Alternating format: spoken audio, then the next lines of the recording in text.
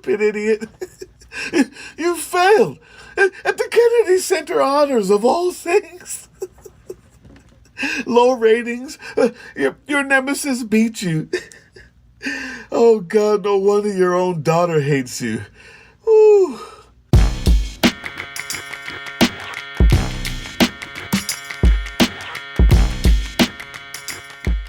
Good or decent people of YouTube, Drill Sergeant here.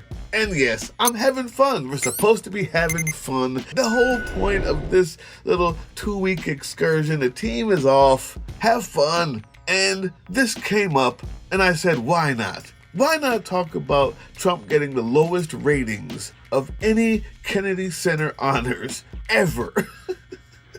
Not only that, Stephen Colbert beat him in ratings on the same night. It's unbelievable. It is, it's a gift. It's a gift from the gods of comedy. I'm not funny enough to properly indicate to you how good this is, but I figured I'd put my hand in the pot. Your boy decided to host the Kennedy Center Honors, and you knew something was wrong when he didn't even want to give them the honor at the actual show, because that would just make them the point of the show. Whereas the big boy, the dirty orange pile of almost dead skin cells attached to a pee bag himself, has to always be the reason for the show, the most important thing. And so in order to make himself center stage, he actually gave the people the honors, the actual medal, the day before at the White House. So he was still the most important thing about it. Meanwhile, those inside the center noticed two glaring differences in the Trump era. Contrary to tradition, this year there was no mention made of former U.S. President John F. Kennedy, for whom the theater complex is named. The traditional backdrop wall with all the names of past recipients was also gone. Before recording the show in early December, Trump presented medals to the honorees in the Oval Office. Great people. In a few moments, we will be presenting these stars with their Kennedy Center Honors medallions, which were redesigned this year with the help of the fantastic team at Tiffany and Company. And I want to congratulate them. They have done a fantastic job. They're wonderful people. I know them very well because they're right next to Trump Tower. I've lived with them for many years. Yes, he's that childish and petty, that narcissistic. It's a dangerous thing.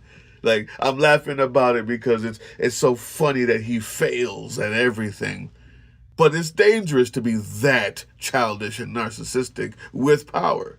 The second most important part about all of this is, well, his ratings. He believes that this whole thing is a reality TV show. His presidency, government itself, it's all one big reality TV show. He talks about ratings like it's poll numbers because that's all he knows, because he's a child and he's narcissistic and he's actually stupid and dumb. He's ignorant of anything that has to do with what his job is as the president. And he continues his ignorance on purpose because he refuses to read or learn anything new. Since that's most important to him, I found it hilarious and cathartic to know he got the lowest ratings ever for that whole Kennedy Center Honors Day deal in 40-something years. I'll show you the clip, but what's more important is Stephen Colbert, his arch nemesis, had better ratings than him on the same night. Trump hosted the Kennedy Center Honors.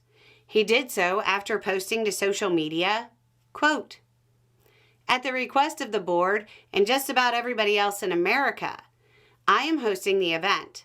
Tell me what you think of my Master of Ceremony abilities." So what happened after big men, strong men with tears in their eyes asked him to host? It was the lowest rated Kennedy Center Honors. That's the end of the sentence. It appears to be the lowest rated year ever, attracting an average of just 2.65 million viewers, according to preliminary Nielsen data. For context, Last year it averaged more than 4 million viewers. It was about a 35% drop. It's also worth noting that CBS didn't call it the Trump Kennedy Center Honors, just the Kennedy Center Honors. On top of all of that, Stephen Colbert's show, which Trump has mocked for low ratings, beat Trump's performance. I am sure that won't get under his skin at all. Now, just get your smile ready. Put your smiling cap on. Get the champagne ready. Before you have to go back to work in a week or so, you have to make sure that you're laughing at this part of it. It wasn't just that people weren't watching. I mean, people haven't been watching cable and corporate news and corporate shows for a long time. YouTube has gotten better ratings forever. Streaming has gotten better. But what's more important is people actually were watching and then stopped when it came on. He's so hated. He's so hated amongst the regular people that they not only didn't want to watch the Kennedy Honors, or just were too busy, or felt that Colbert was better. What happened was the credits came on, the music started, and they turned it off on purpose. Watch this. As CBS rolled out its broadcast of the 48th Kennedy Center Honors, viewers made a different choice. They turned the television off. Not because of the honorees, not because of the performances, but because of one man.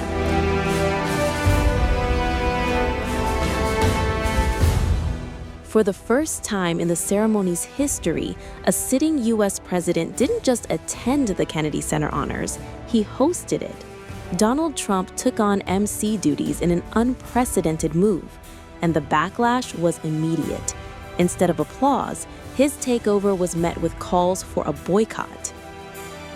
Trump hosted the ceremony after his administration made sweeping changes to the Kennedy Center's leadership.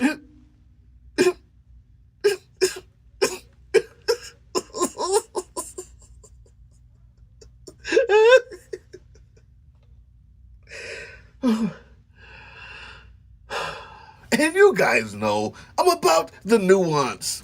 I try to get deeper into the story. But for the past week or so, and probably until the first, this is what you get. It's hilarious.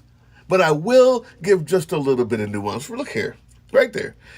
What you see here is CBS reporting that he failed. He's a failure. Nobody likes him. He's a bloated orange wannabe. And everybody was boycotting that. The thing about CBS is it's now controlled by a chubby, ignorant, lesbian, Jewish woman.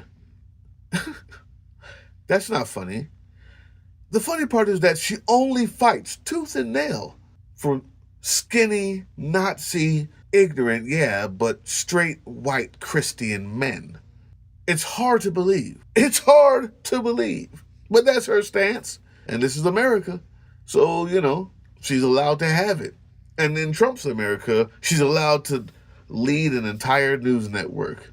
So what you see there is very important. They almost had it. The person who, the people in the room who said, this is a worthy story, let's talk about it, they erased the video. Once she found out that this was going on, she said, nah, we can't show how embarrassing this guy really is. They erased the video. And so I guess that's why this is important, not just funny. This is important because we've got to fight back. The fight back is the laughter. The resistance against authoritarianism becomes the laughing at its absurdity. Are we done here? Have you had a good time knowing that he's got the lowest ratings? Knowing that Stephen Colbert had higher ratings than him? Knowing that he's so childish and narcissistic that he couldn't even give them the medal on the day of because he wanted it to be about him?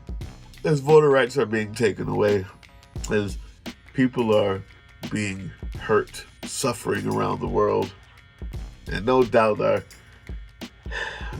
our fascist regime will have something new, horrible and horrific to do between now and January 1st.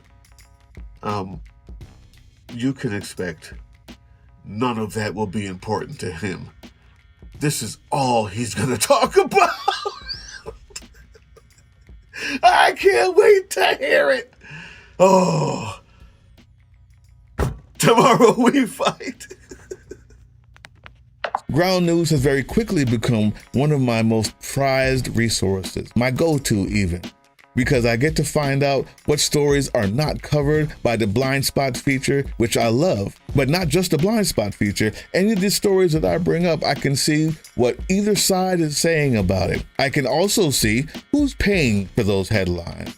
It tells me who owns the publication, which also lets me know who they're writing it for. Many times, none of that is for us, but understanding the context helps us understand the story. Ground News is absolutely one of, if not the best way to know that you've gotten every side of a story and that there's not enough spin in the world that could have you misinterpret it. Hey, yeah, you. Before you click away to watch someone unbox a tactical toothbrush, let's talk about something real. Political Drain isn't just another content mill. We're a digital front in a very real war, not with bullets, but with ideas, with action, and with solidarity. We pair urgent news with critical education, and we build community around actual resistance, not the hashtag kind, the kind that moves. But here's the thing, none of this is free.